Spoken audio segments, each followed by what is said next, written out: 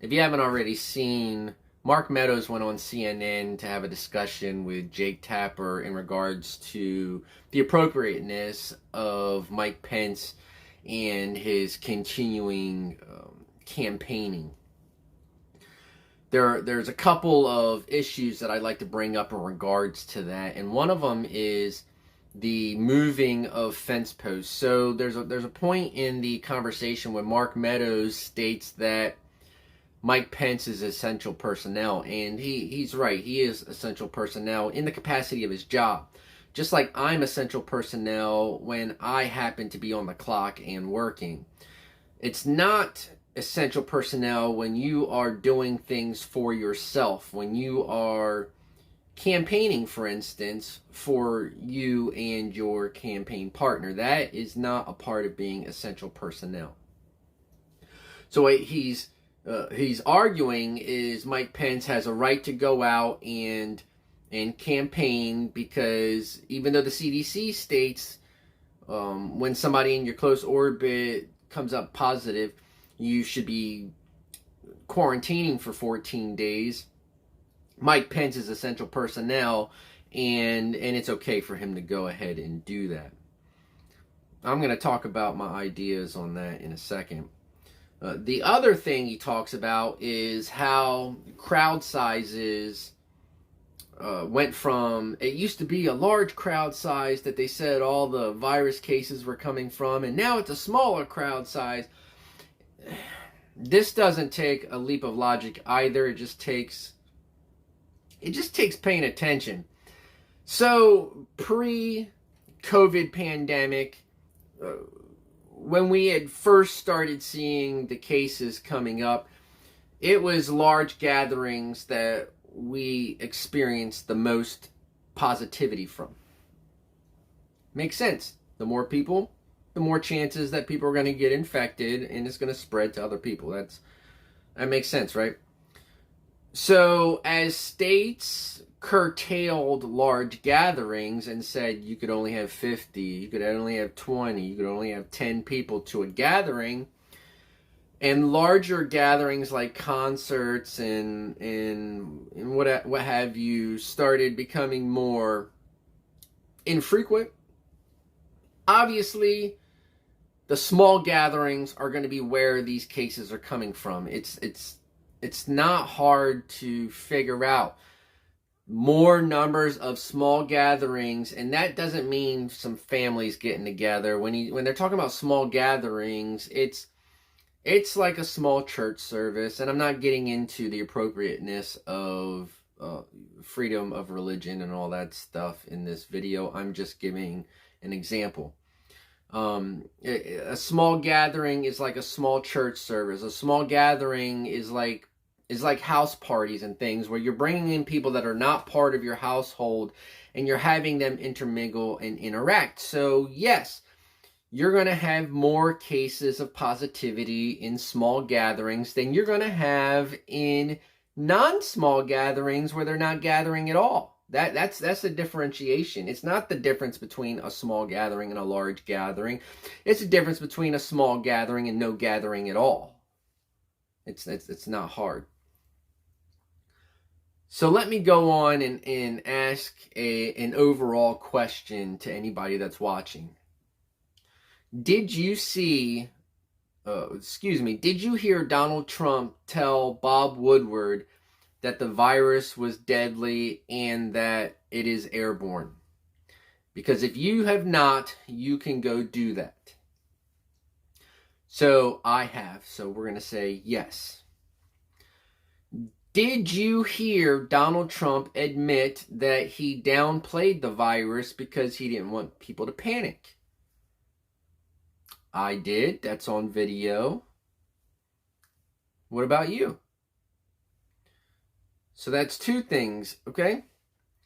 My next question is, did you see Donald Trump rallies where there were unmasked people in crowds? If you have not, then I ask you to look up the Tulsa rally that Herman Cain attended and, 9 days later passed from COVID-19.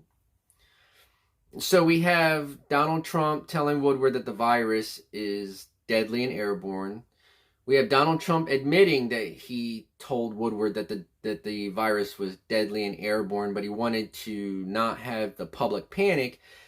And then we have Donald Trump packing his rallies, and in a lot of those cases where those rallies have happened, has had spikes in positivity rates. So what I'm curious about is, which of those lies are you comfortable with? Are you comfortable with the idea that Donald Trump lied to Bob Woodward and the virus is not deadly and airborne? Because 220 plus thousand people, their families, would disagree with you wholeheartedly and would probably like to have that conversation with you. Or are you comfortable with the other lie, and that is Donald Trump lying to the public about the severity of the virus, packing them in, bragging about crowd sizes, which he's done as lately as the Leslie Stahl interview?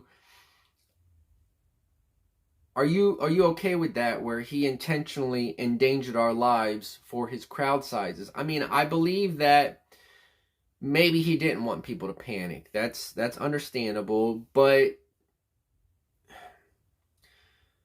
he was also, in my opinion, hoping for one of these things to be a cure, like hydroxychloroquine. He was hoping that he could push through a vaccine or whatever before things got to the point that they were. It's a mismanagement kind of situation. But it's two lies, and there's no way around that. He's on audio. He's on video. You can't get around that, okay? So if he's lying about that, either way, either lie, if he lied about that, then you also have to ask yourself, what else does he lie about? What else are you comfortable with him lying about in order for what you perceive to be a positive economy?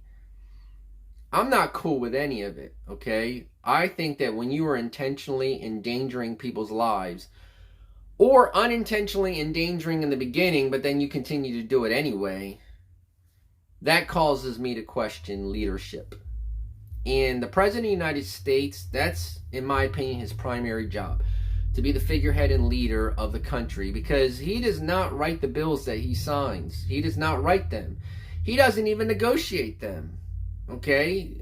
Donald Trump basically states what he wants and what he's going to approve, and then he moves on and lets the negotiation be between members of Congress. And members of Congress are the ones that write these bills.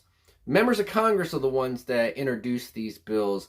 Members of Congress are the ones that argue for hours with one another on the appropriateness of these bills. They are the legislators. All his job is either to sign or not to sign in regards to those to legislation. Okay? So when your primary job is being the leader, what you should be doing is leading. Can you tell me that this country is united? Are we a United States? And let's not talk about how you feel about the citizenry of the other side of the divide, okay? Do you feel like enough has been done by this administration to try and bring us together, or is the rhetoric one of division? Honestly, ask yourself that question. I mean, I know you're going to downvote me anyway, but I don't really care, because the answer is right there in front of you. How many times does he point to an enemy? The Mexicans, the Muslims. We went back to the Mexicans again. The Chinese, the radical left, the do-nothing Democrats. It's always enemy after enemy after enemy after enemy.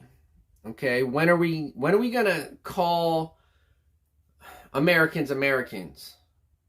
Okay, and when are we gonna understand that the only true enemy to our democratic republic is division? That is the only true enemy that we have as a country. Divided we fall. Okay? So, all I'm stating is, look at the man's lies, because there's a lie there. And look at how he unites us as a whole. I'm not talking about you as his base. You aren't the only ones that pay taxes. You aren't the only ones that live in this country. And you know what? It's really important to have sides that disagree with one another, okay? On a personal level, I have things that I agree from the conservative side. I have things that I agree from the liberal side.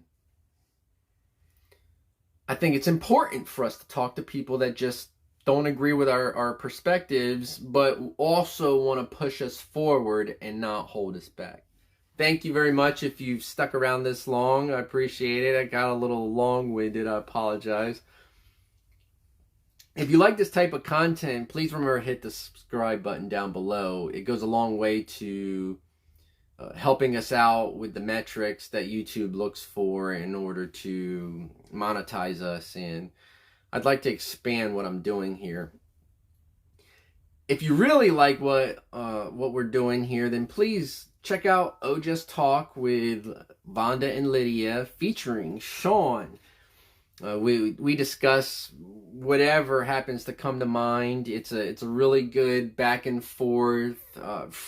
Three friends just talking about a variety of topics, everything from QAnon to dating advice. They haven't invited me to any of those, and that's very wise, I guess. But it's a fun time. So if you like that kind of stuff, check them out. I'll leave a link to Just Talk. I'm happy to be part of that group now and hope that you like it as well. Lepichka Nawe, I will see you again.